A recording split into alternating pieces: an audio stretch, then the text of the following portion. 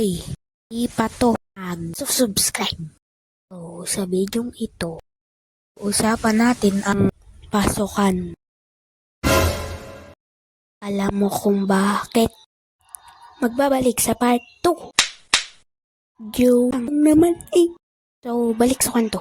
So, ayun na nga, tinatawag ako ni pangalanan na lang nating Misha. Hoy, J1, magbukas ka na ng pintuan. Bilisan mo dyan. Nga pala, nasa akin pala yung susi ng classroom namin. Parang hari ako noon na nasa akin ang susi.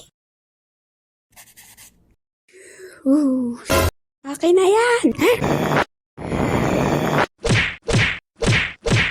Ako'y nagsusulat may biglang. Ano din na drawing ma? Nagda-drawing ako ng kung ano-anong anime na isip ko. Pwede pagawa din ako. Lah, ang hirap-hirap nga nito gawin eh. Sige na, please. Sige na nga. Uy, yun, wala akong nagawa kundi ipag-drawing na lang din siya. Psst, babaraot. Ka na naman, mambabaraot ka na naman.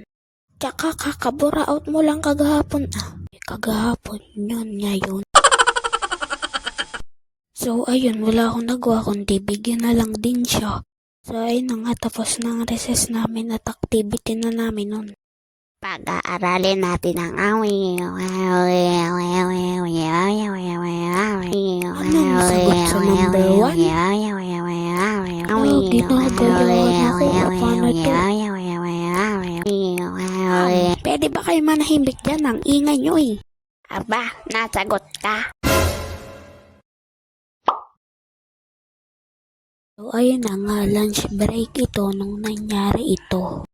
Habang ako'y kumakain, may narinig akong sumisigaw. Alam mo kung bakit? Paano kasi? Tapon yung pagkain ni Catherine. While sinawa namang di magkaakalang umirit dahil natapunan ng kanyang palda niyang pagkain. So, balik sa kwento.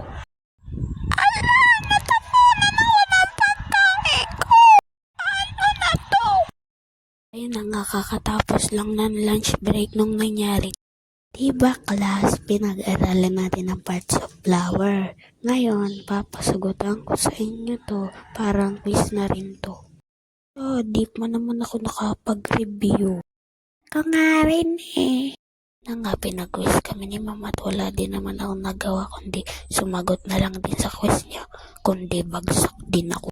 Maya-maya lang, nag-exchange paper na kami at alam mo kung ano yung kinalabasan ng score ko. It's over 10. Buti na lang pumasa ako. Kung hindi ako makakapag-Roblox. Parte nito nung nangyari ito. Lilinis kaming 4 na magkakaibigan sa classroom. Psst, tara, pagtripan natin si Ray.